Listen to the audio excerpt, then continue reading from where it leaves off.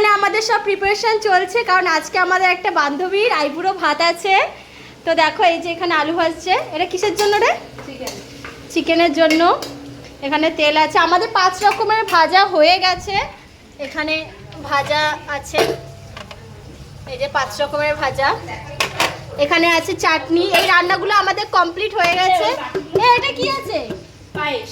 এটা পায়েস আছে, এটা দেখালাম না, পরে আবার দেখাবো। আর এইখানে আমাদের জন্য হলো ভেন্ডি আর আলু ভাজা।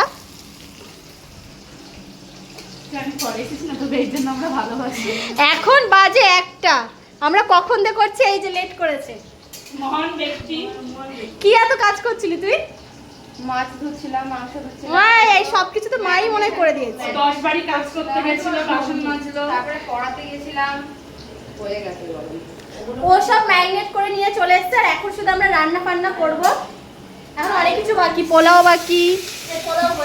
পোলাও হয়ে গেছে, হ্যাঁ। ওই যে রাইস বাকি, চিকেন বাকি, মাছের মাথাটা দেখিয়ে দে। কত বড়, মানে আইবুড়ো ভাতে মাছের মাথা হচ্ছে স্পেশাল। এটা ছাড়া কিন্তু আইবুড়ো ভাত ইনকমপ্লিট। ও খেতে না পারলে আমরা খাবো।